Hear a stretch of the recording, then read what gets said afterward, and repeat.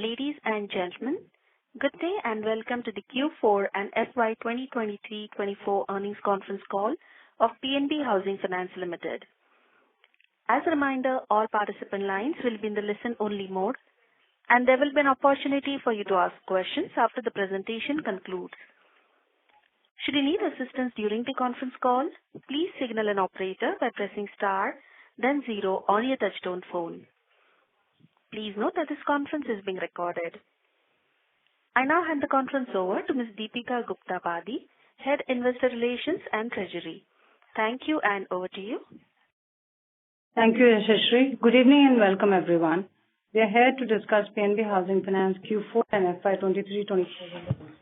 You must have seen our business and financial numbers in the presentation and the press release shared with the Indian stock exchanges and also available on our website.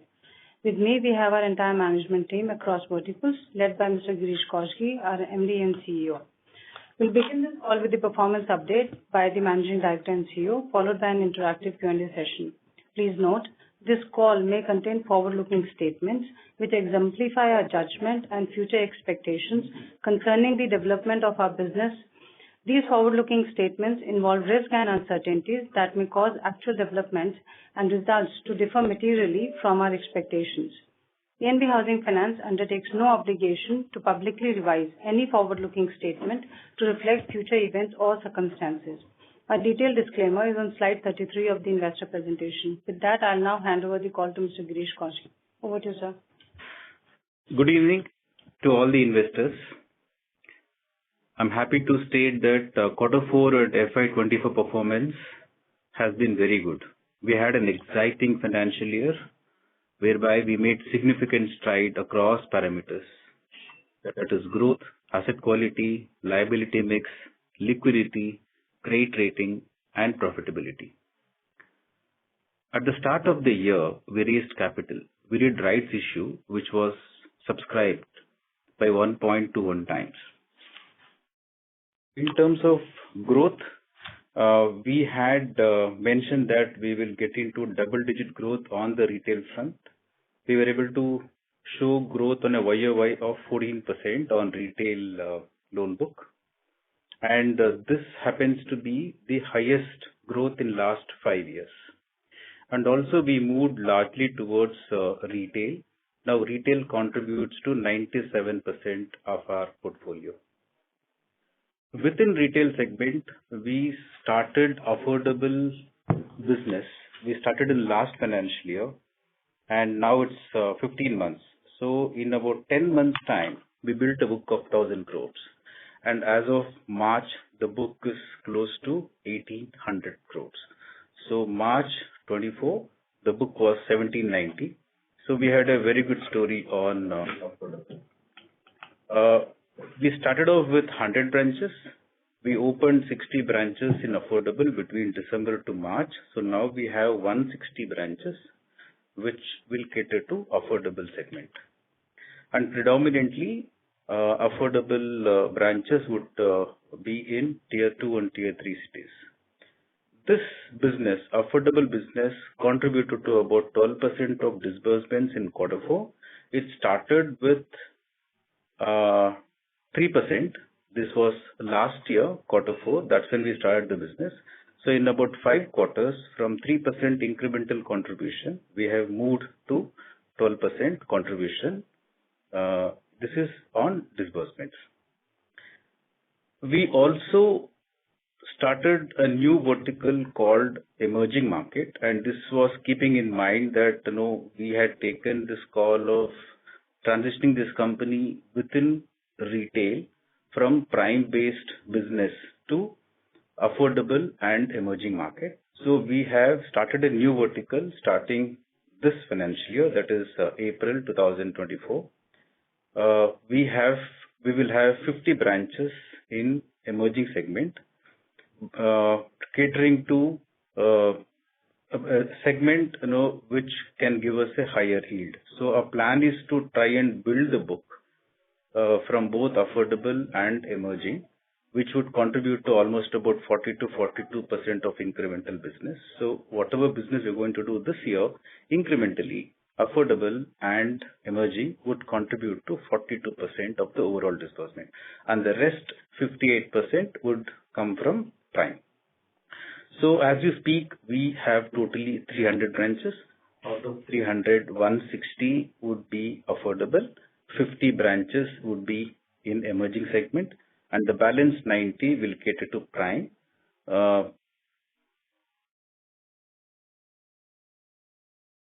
In order to bring undivided focus on retail segment, we ensured that we set up different verticals. For example, affordable, emerging, and prime. These three are different verticals within retail, which means there is a dedicated team starting from sales, credit, operations, and collections. This is to ensure that we smoothly transition from prime to high yielding business, and that's the reason why we started both affordable and emerging. If we look at the total number of branches, we have 300. Almost 2/3 of the branches would be focusing on building book at a higher yield. In terms of overall loan book growth, on a YOY, we grew by 10.3%. Retail, we grew by 14.1%. On affordable, last year, the book was about 138 crores. And this year, as of March, the book is 1790 crores. We have grown by 11 times over last year. Corporate, the book last year was 3,800 crores, and this year it is 2,052. The book has degrown by 46% as per plan. And runoff last year, that is FY23, it was 18.7. We have a good story here. Runoff has come down to 16.7%. On the loan book, as I mentioned, on a YOY, we have grown by 10.3% and quarter on quarter by 4.8%. Retail loan book, we have grown by 14.1% on a YOY, and sequentially, the book has grown by 5.3%. Affordable book, on a quarter on quarter basis, we have grown by 56%. On a YOY, it's over 11 times. We are looking at a book growth of 17% in retail segment, FY25 onwards, with higher focus on affordable and emerging segment. Talking about disbursements, retail disbursements grew by 35% in Q4 and 19% in FY24. We disbursed loans worth 5,541 crores, which is again all-time high in last over 5 years.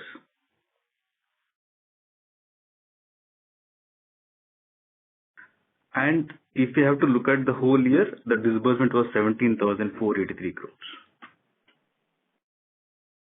Out of this, 1,653 crores was from affordable segment, which is 10% of total retail disbursements. We started off the quarter with 3% contribution from affordable in the overall retail, and Q4 of last year, the contribution was 12%. For the whole year, the contribution is 10%. This percent is likely to go up to 18% in FY25.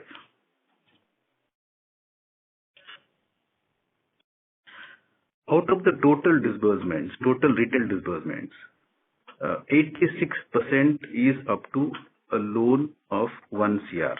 So the concentration is largely up to 1 CR, and up to 1 CR, the retail loans is about 86%. So it's only 14% which is more than 1 CR on the retail side. On the retail disbursements, YOY the growth was 18.5%. And if you have to talk about total disbursements, it is 17.5. That is including corporate and affordable.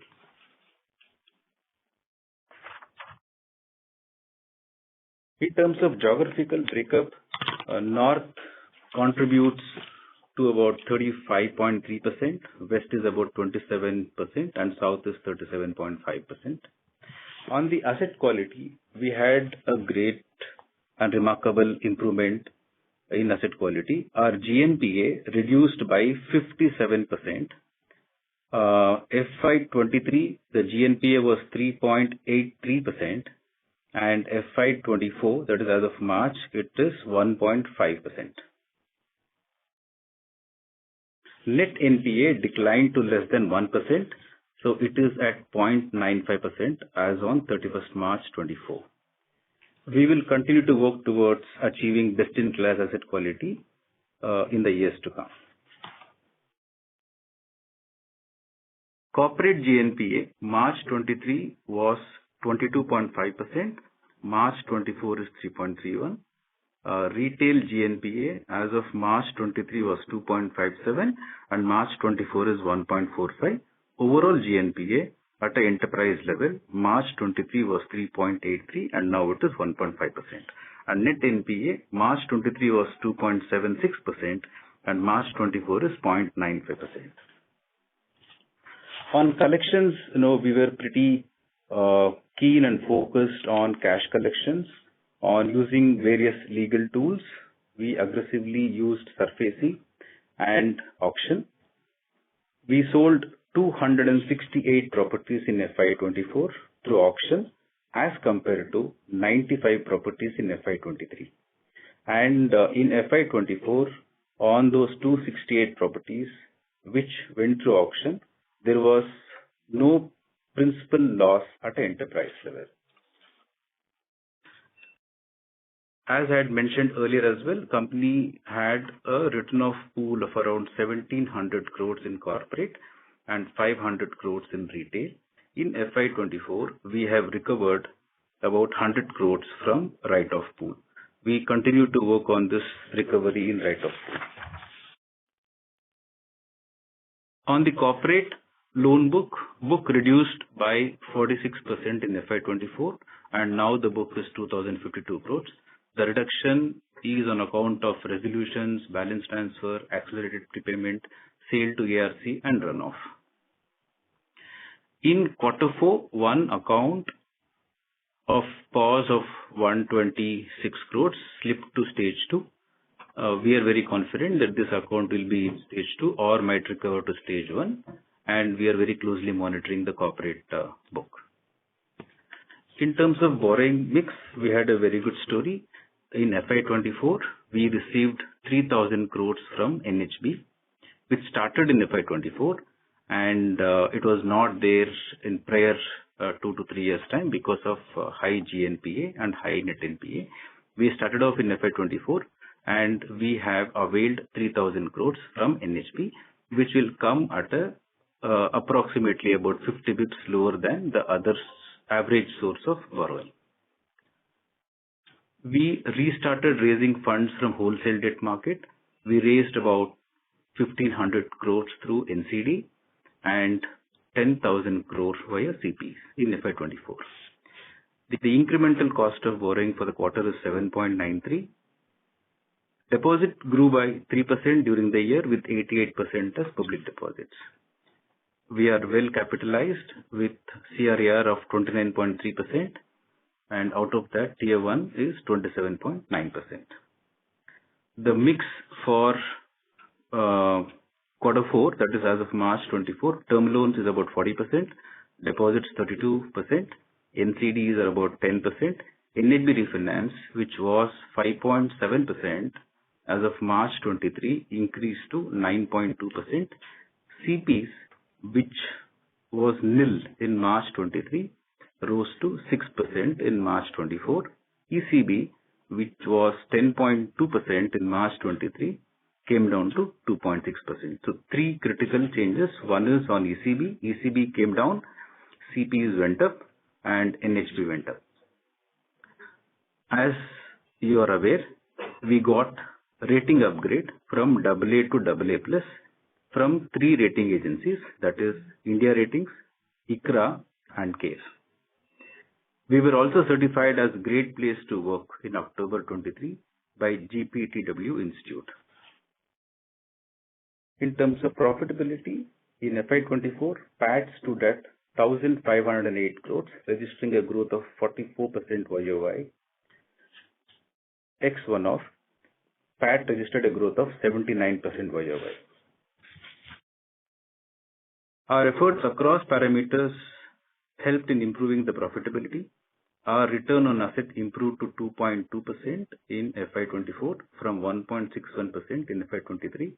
Return on equity was at 10.9%. In terms of guidance, margin would be around 3.5%. ROA will be more than 2.1%. Credit cost for FY25 is expected to be around 30 basis points.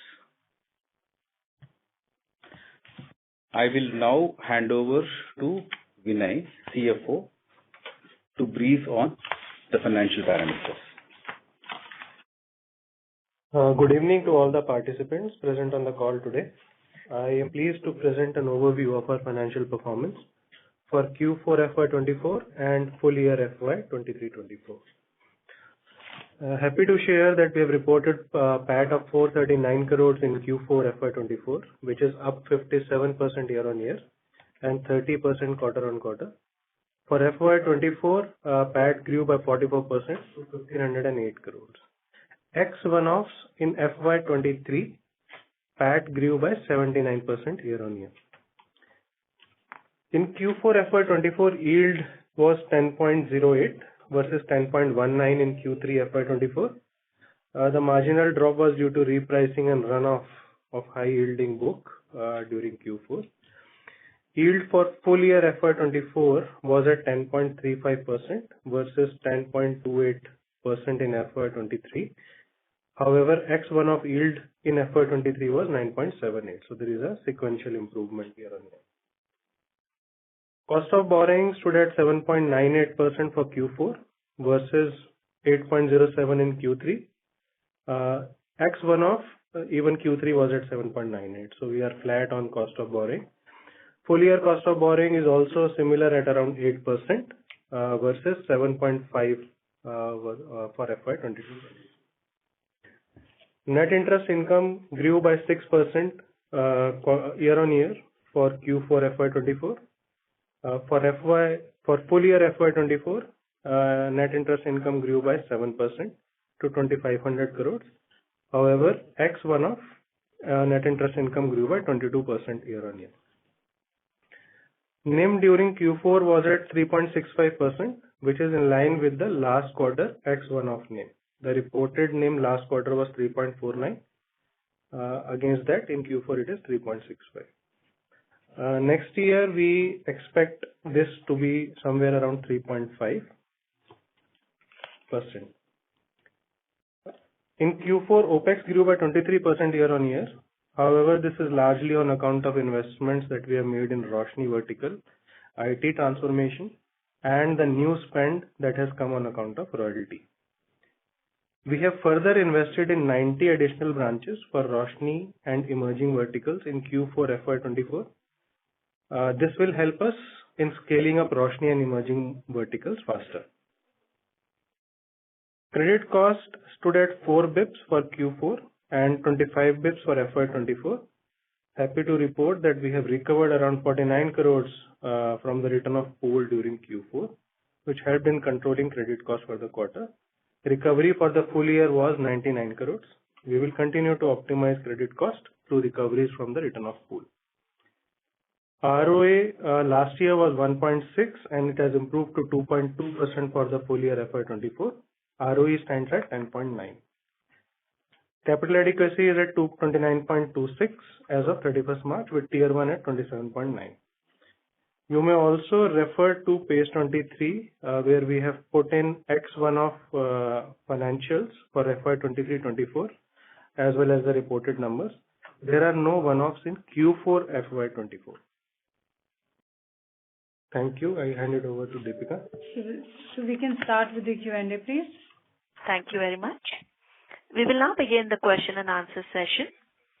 Anyone who wishes to ask a question may press star and 1 on their touchtone telephone. If you wish to remove yourself from the question queue, you may press star and 2. Participants are requested to use handsets while asking a question. Ladies and gentlemen, we will wait for a moment while the question queue assembles.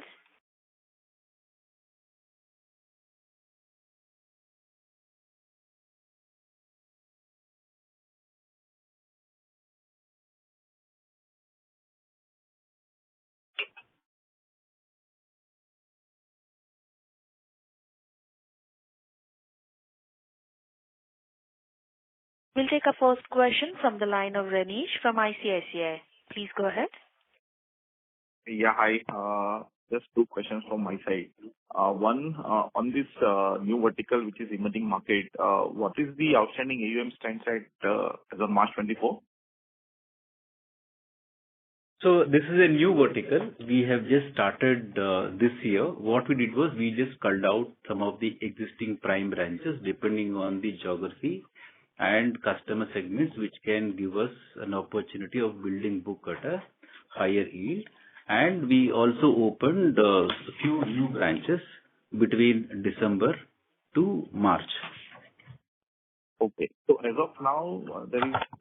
So as of from the existing set of branches, the book is around 12,000 crores. Book is around 12,000 crores. Yeah. Okay.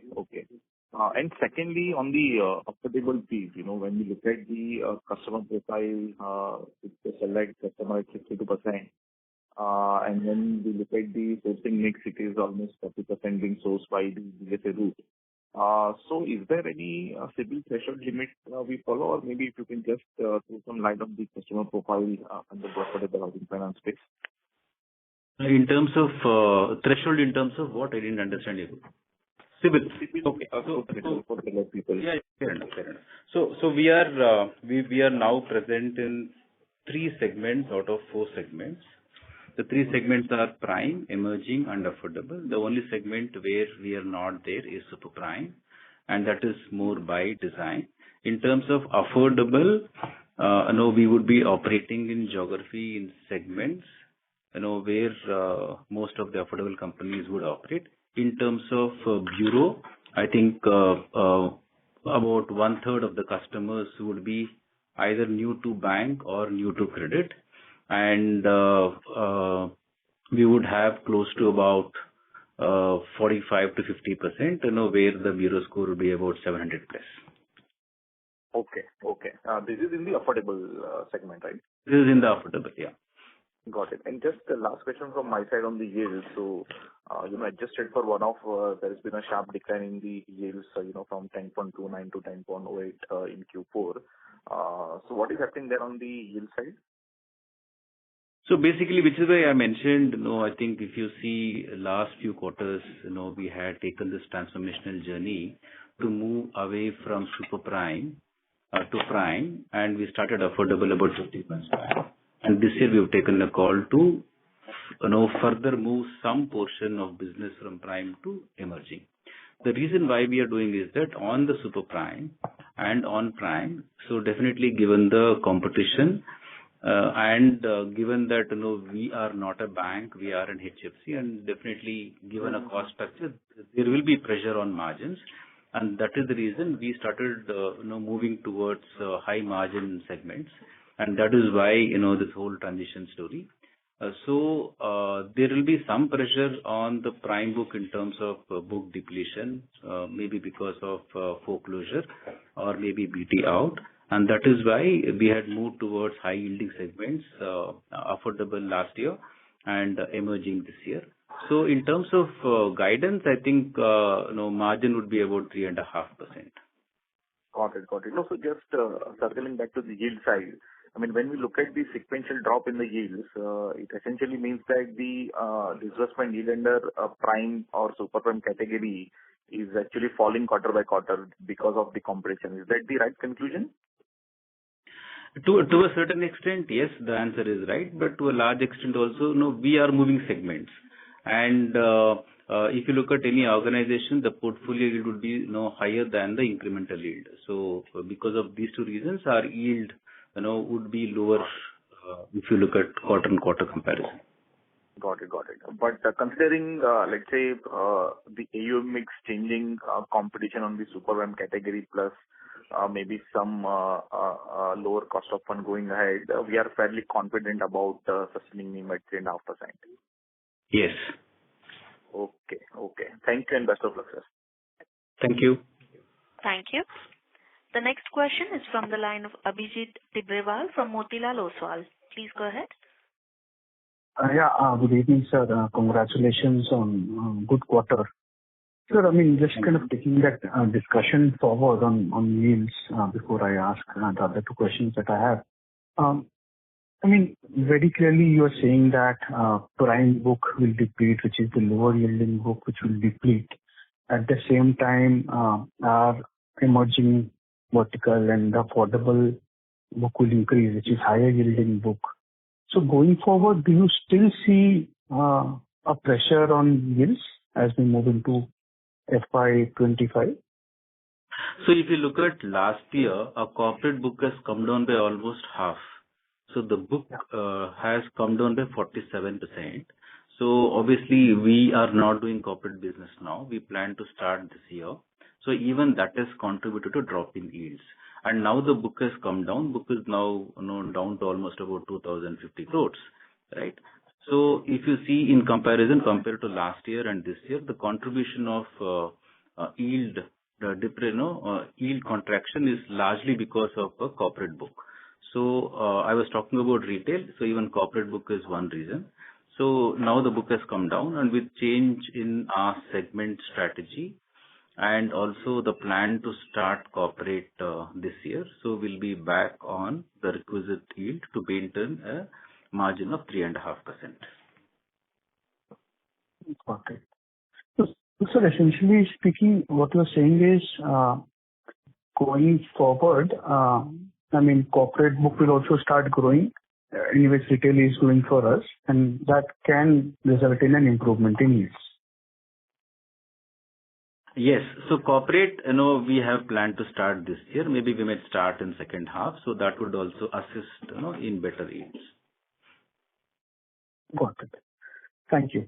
So one more question that I had was on the credit costs front. Obviously, this quarter, the credit costs are very benign.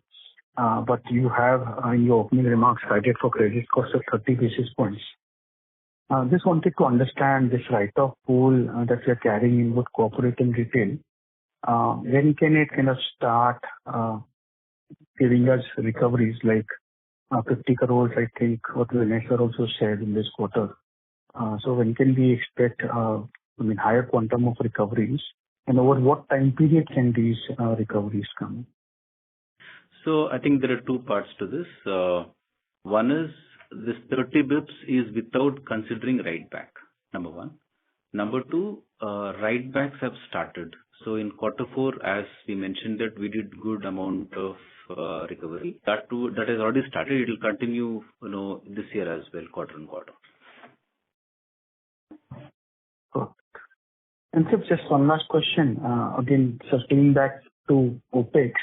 Very clearly we have invested in 90 additional branches for affordable and emerging.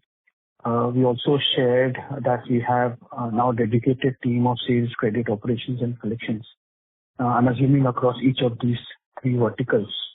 Then, from here on, do you expect the operating expenses, more particularly whichever way we want to look at it, OPEX to AUM or OPEX to assets, to increase over the next 2 years or so? So OPEX, as you rightly mentioned, because we invested in new branches, both on affordable and emerging.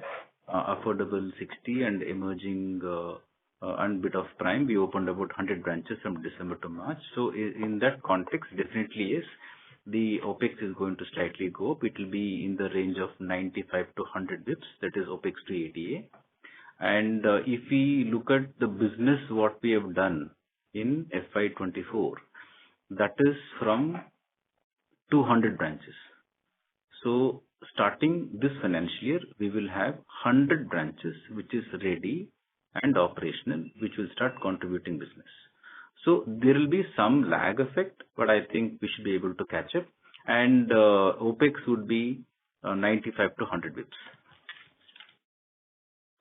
Got it, sir. This is very useful. Again, thank you very much, and all the very best to you and your team.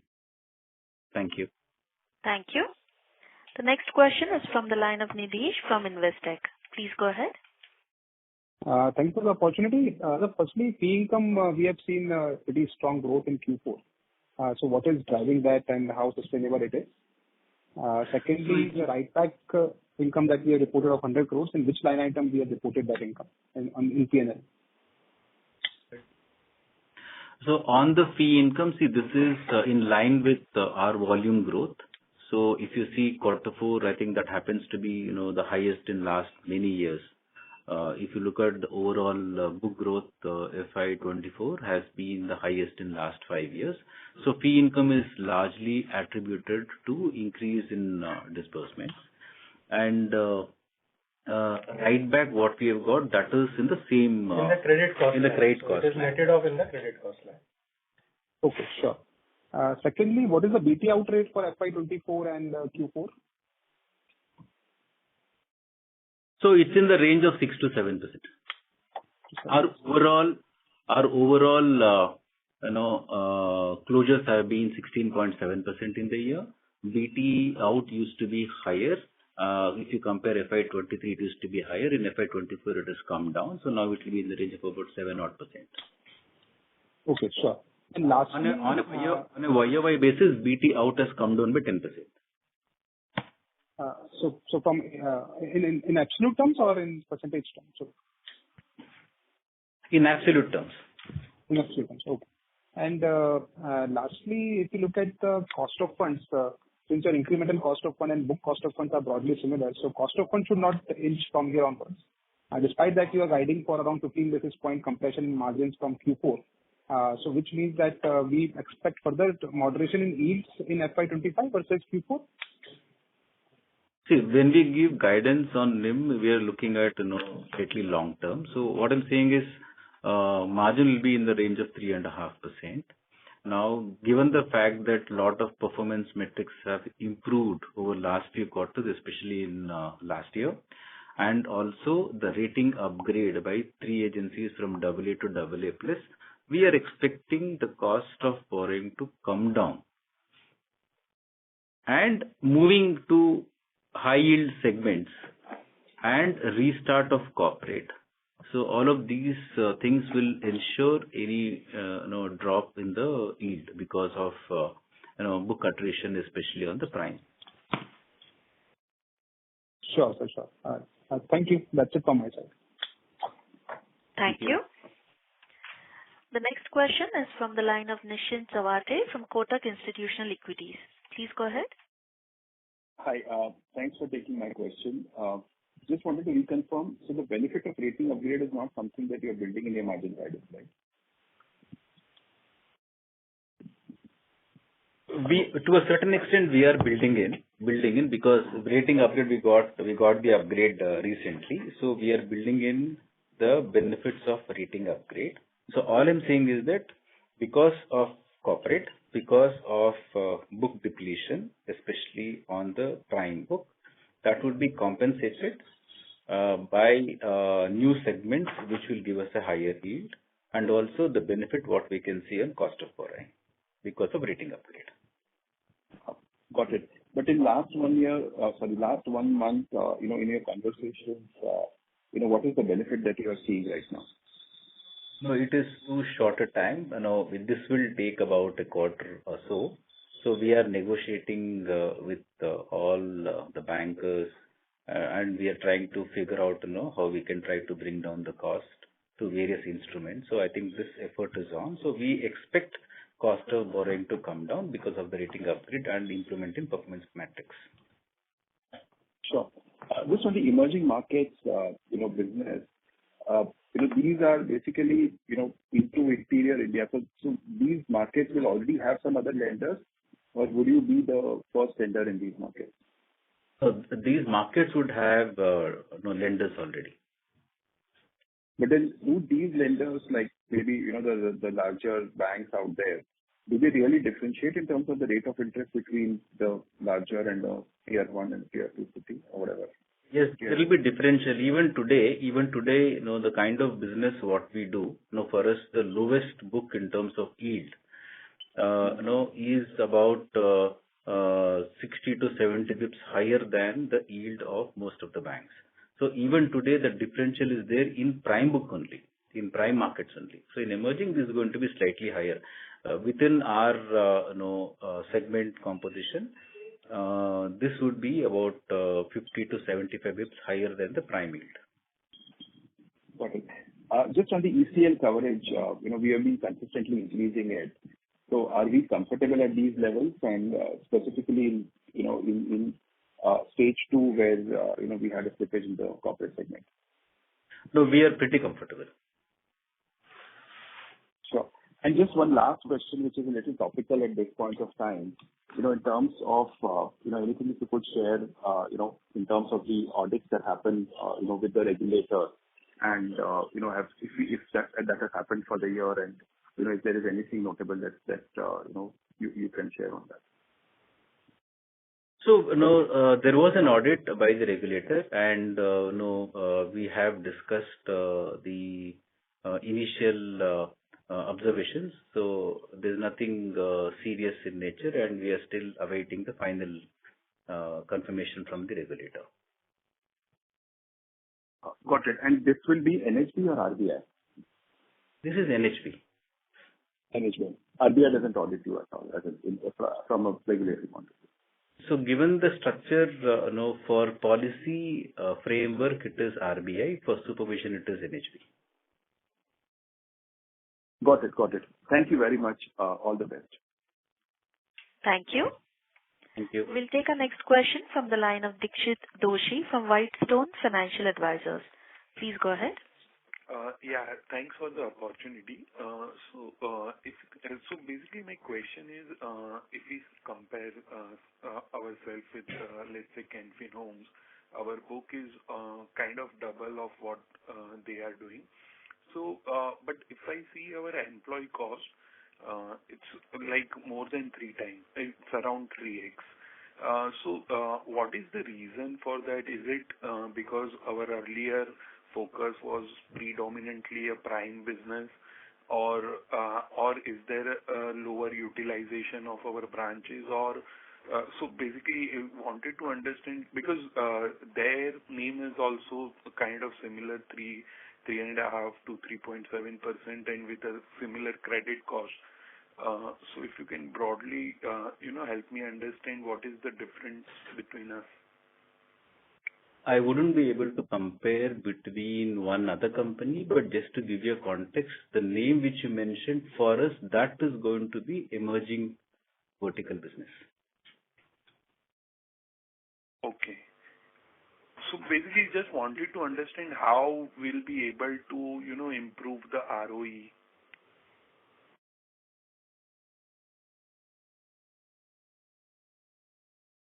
See, ROE today, it is slightly muted because of the drag of rights issue.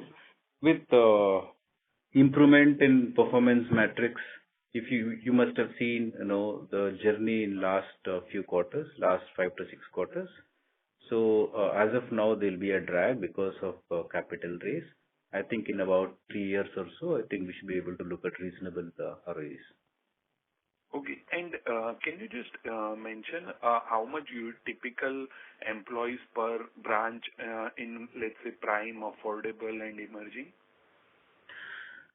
So in affordable, we would have typically a branch would have a branch manager, we would have a credit manager, and we would have a ops resource, and we would have some executives to source.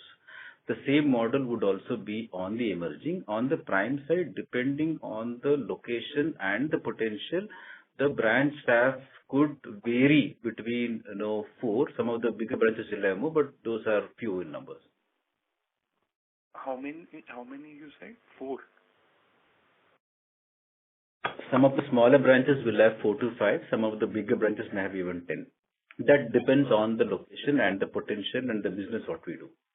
Okay. And if you can just repeat the recovery number you mentioned in the Q4. Q4 recovery was 49 crores.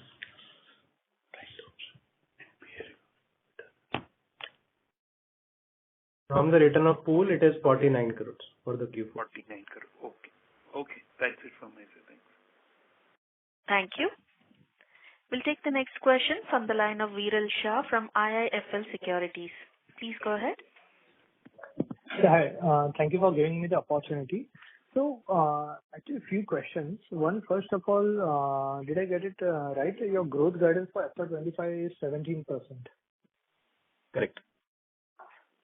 If I may, like, what is stopping us, given that we are pretty, I would say, levered at a lower end of the spectrum?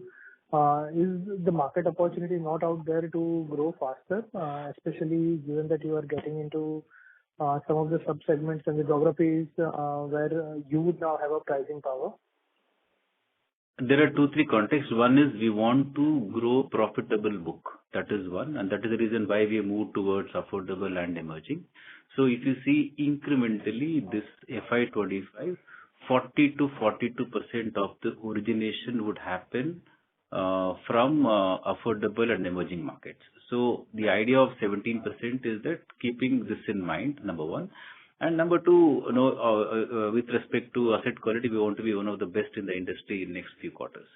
So the idea of 17 was to ensure that we grow in all the 3 segments and try and leverage opportunity on high yield segments.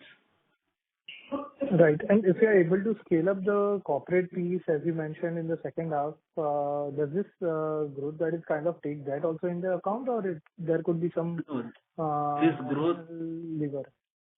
No, this growth is on retail, what I mentioned. So corporate would be separate. Right. And basically on the recovery pool, correct me if I'm wrong, like the broad numbers were around 1,200 crores is what you had written off on the corporate side, and some another 500 crores is there on the retail side. If you can give us like visibility of, I understand, like, of course, we won't have visibility in terms of timeline precisely to guide, but just your assessment of what's the potential pool of recovery. It can happen either over a, say, 1 year period or a year period, but just a sense of it. So, as I mentioned, recovery has already started. It started from Q4, and this will continue from this quarter onwards. I think at least this will play out in the next 4 to 6 quarters time on both corporate and retail. And what would be the like kind of the recovery? Like, should we assume, say, 50 cents to a dollar, or how could it look like? I think every quarter we will have support of recovery from the write-off pool, both on retail and corporate. In terms of corporate, it's difficult to quantify every quarter. In terms of retail, we will have, you can see numbers almost similar to what we've done in quarter.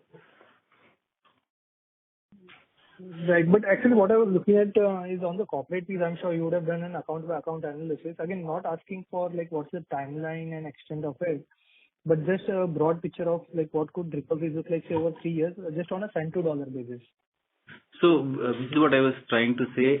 FY25, the credit cost is going to be continuous, and this does not take into account the write back. And in terms of write back, we can look at the number what you've done in Q4. This might play out for next 4 to 6 quarters time. On corporate, it is difficult to tell quarter on quarter, but I think in a year, we will see a good amount being recovered. Fair enough. Maybe I'll connect separately after this. Thank you so much and all the best. Thank you. Thank you. The next question is from the line of Kunal Shah from Citigroup. Please go ahead. Yeah. Hi.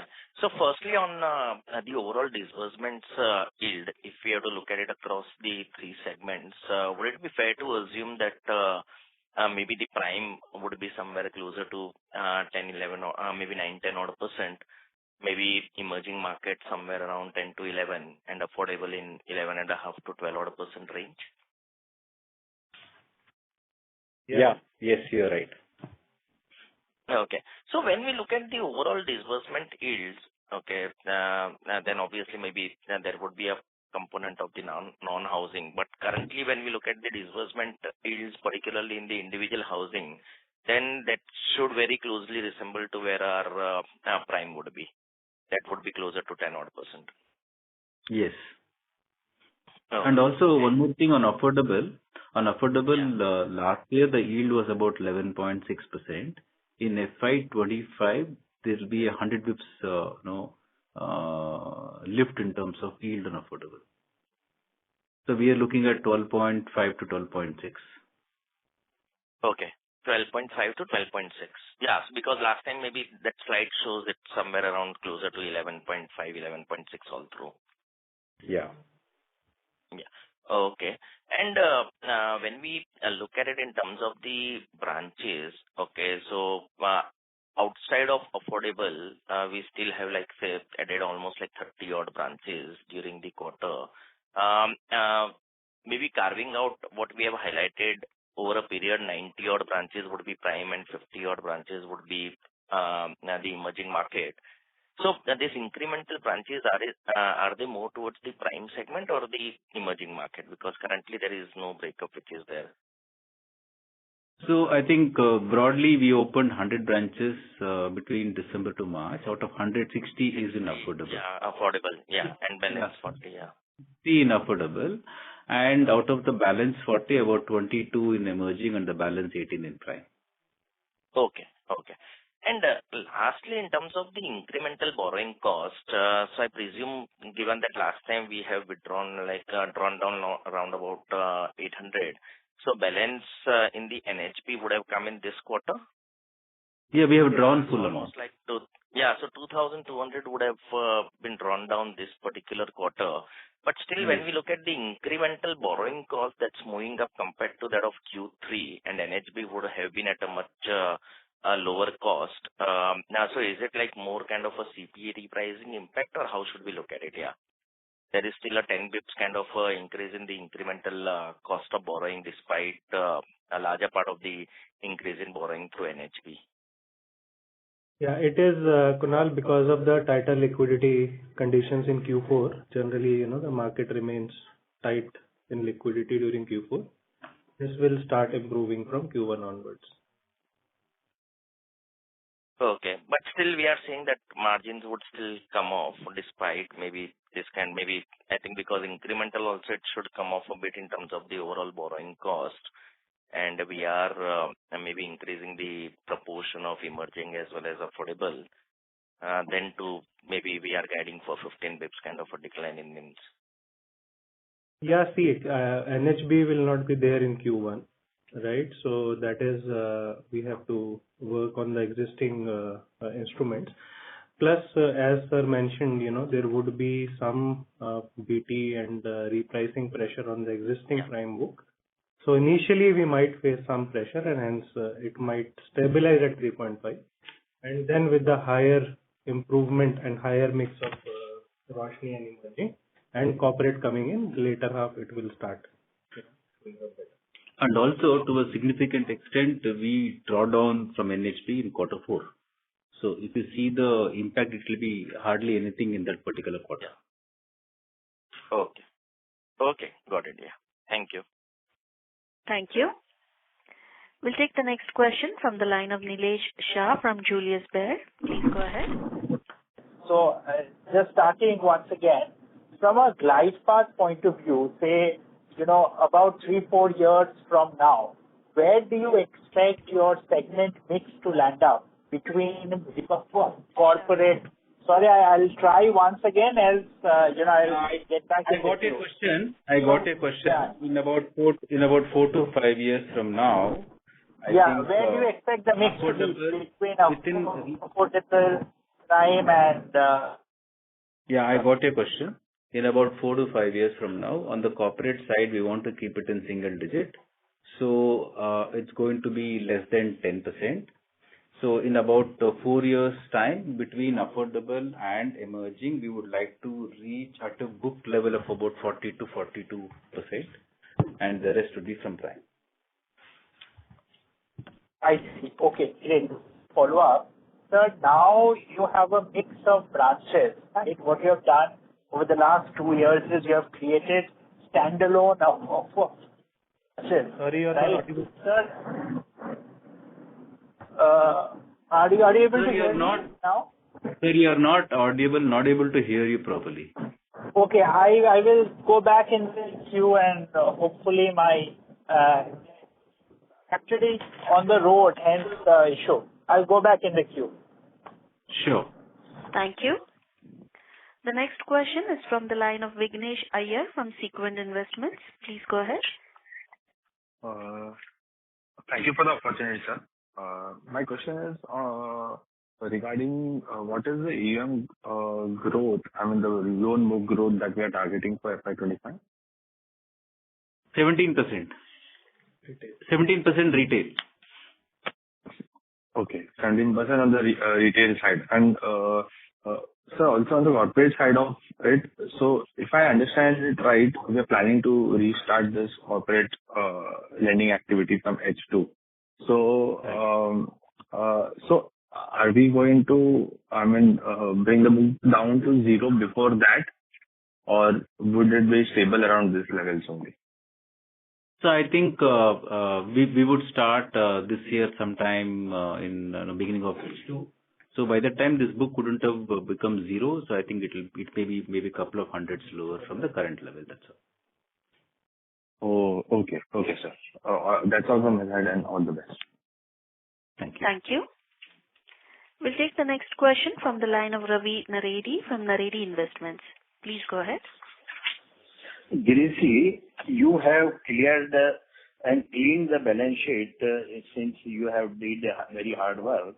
Now, we want you have good capital adequacy below 1% NPA. Now, what is strategy to grow in financial year 25-26 in percentage term, if you can tell something about the figure? Okay. In terms of growth guidance, we are looking at 17%.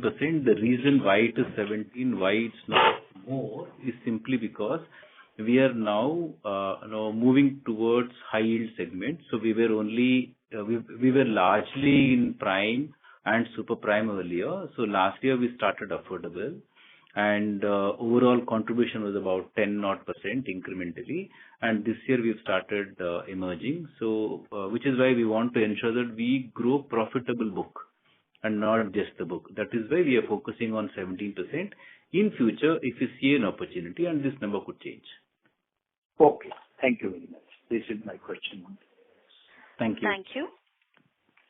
We have a follow-up question from the line of Nilesh Shah from Julius Baer. Please go ahead. Hi, sir. Are you able to hear me now? Yes, we can hear you. Please go ahead. Okay, great. I just stopped my car.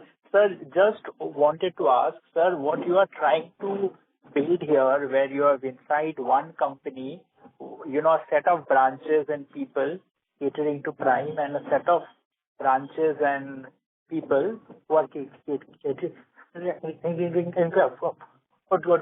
double, right, sir? Sir, what our experience in India has shown us that actually, both the go-to market, right, in terms of the kind of branch you need to have, where you need to have, how you access customers, and the business processes are very different, right? And I understand that, you have had a business process that is oriented thus far for prime. Now that you want affordable to become 40-50% of your book over the next 5 years, how would some of these things have to change, or would you create a new set of processes, rules, right, for the other segment? And, is it possible to have two sets of employees like that inside a company? And are there, in your experience in doing this over the last 1 year, how has your experience been, basically? Sure. Thank you for the question. Yeah.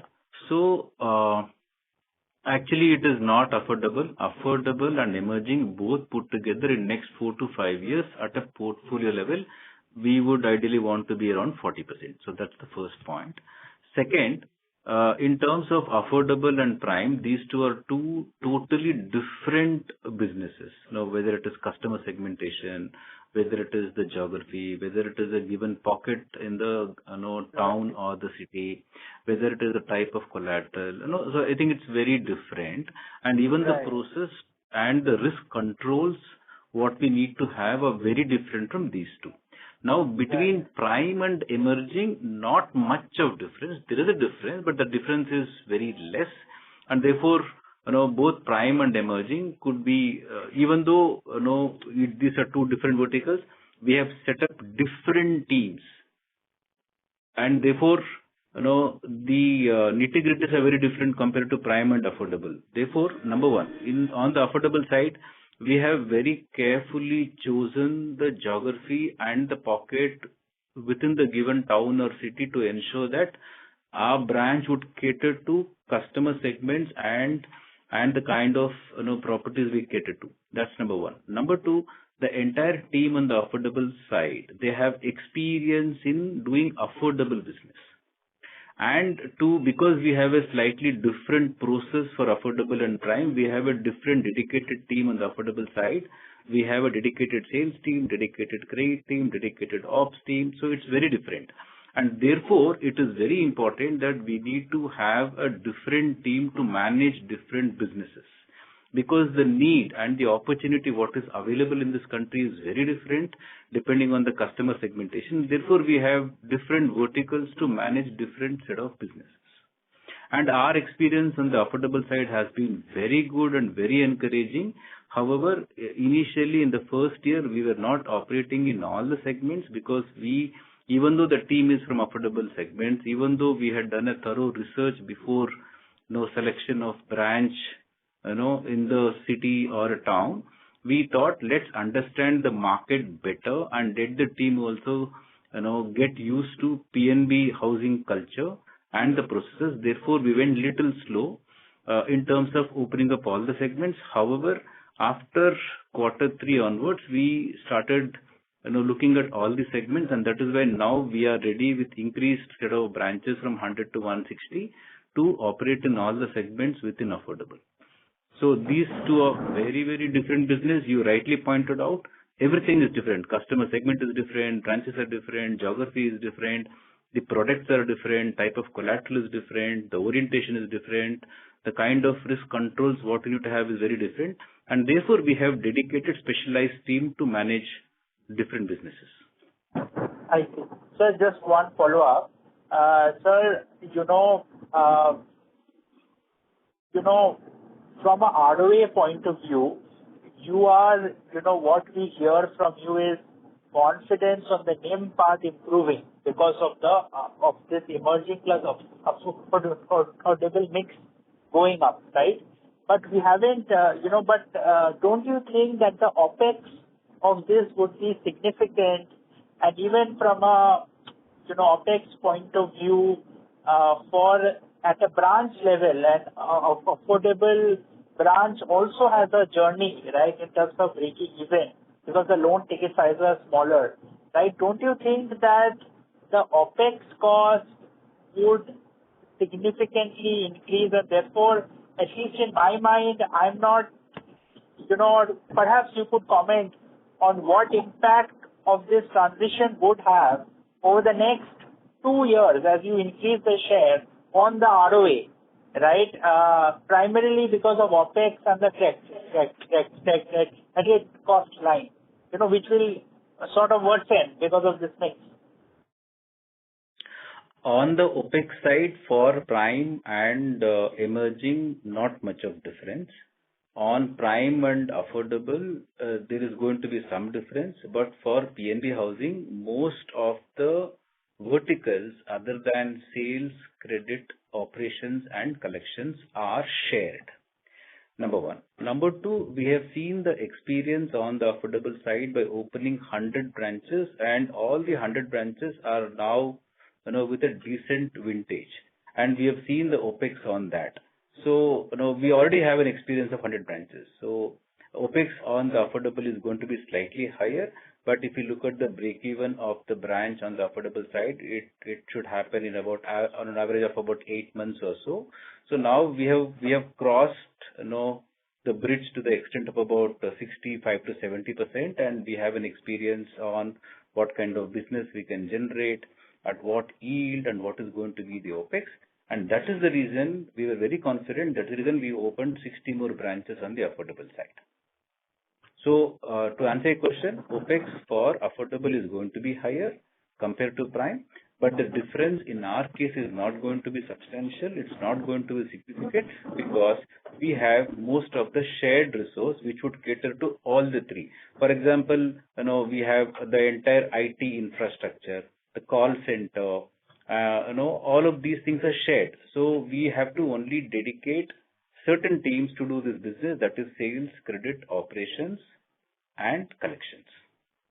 And therefore, for a standalone affordable company, if you look at the OpEx, for a standalone prime company, if you look at the OpEx, there is a huge difference. For us, it is just one segment within the overall enterprise, and therefore the OpEx is not going to be significantly higher in affordable compared to prime or emerging. Okay. Overall, what is your company level ROA guidance over the next 1 or 2 years? Where do you expect it to go versus the FY24 number?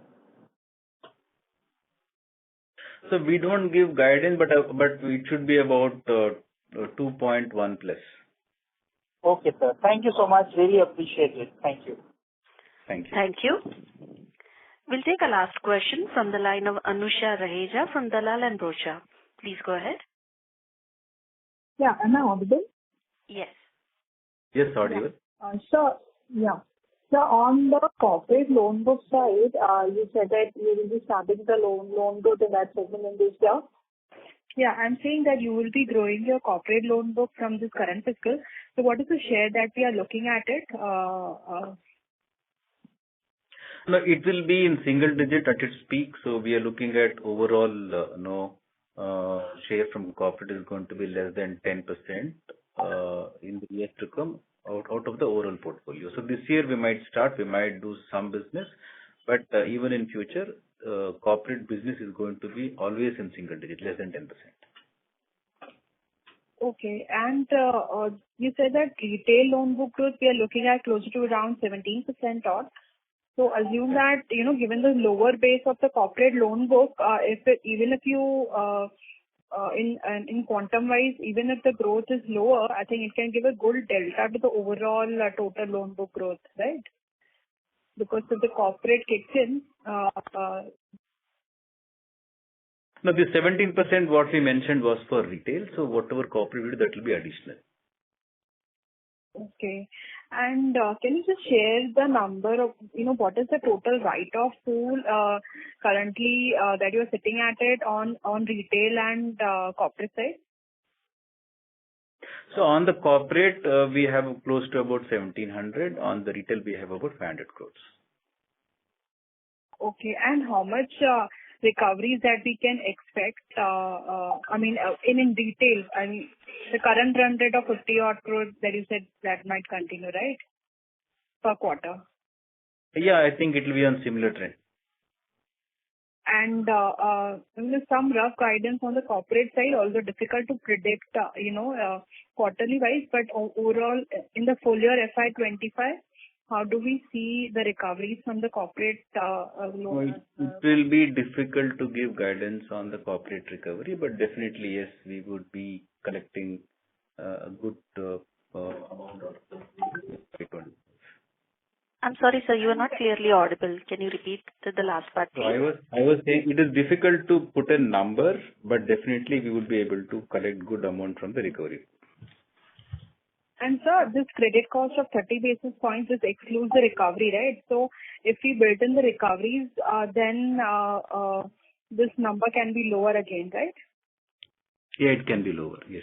This 30 bips is excluding write back. So this number could be lower if we include recoveries. Okay. And this last thing on this BT out rate, that number was in percentage from 16% at the start of the fiscal FY24. So how much is it right now?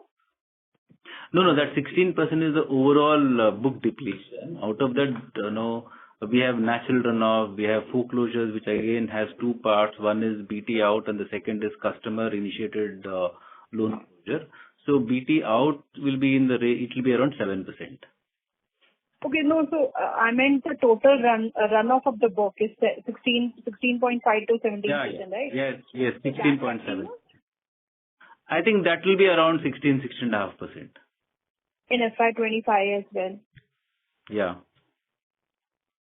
Okay, so when we can see a complete rundown of this book, because I think that is high yielding, and given the fact that even affordable is at a higher yield, and the share of that will increase. Which book rundown you're talking about, ma'am? Which book rundown you're talking about? The previous prime book, which is running off from your balance sheet, which is at a higher yielding, which is a high yielding book. No, this is the natural book depletion. So we don't intend to run off that book fast. We would want to maintain that book and try to retain the customers, because at a portfolio level on retail, we are still at about 10+%. So we don't want to run down this book. This is natural attrition and some attrition because of BT out and closures from the customer. So this is in line with the industry, and we are at about 16.5%. This will continue. Okay. Okay, just one last thing on corporate loan book. What could be the average yield that you might expect there? We'll be able to share with you once we are ready with the business plan and once we're about to start. Okay, sir. Thank you. Thank you and all the best. Thank you. As there are no further questions, I would now like to hand the conference over to management for closing comments. Over to you. Thank you everyone for joining the call. If you have any questions unanswered, please feel free to get in touch with Investor Relations. The transcript and the audio of this call will be uploaded today, and the transcript will be available in few days. Thank you. Thank you. On behalf of PNB Housing Finance Limited, that concludes this conference. Thank you for joining us, and you may now disconnect your lines.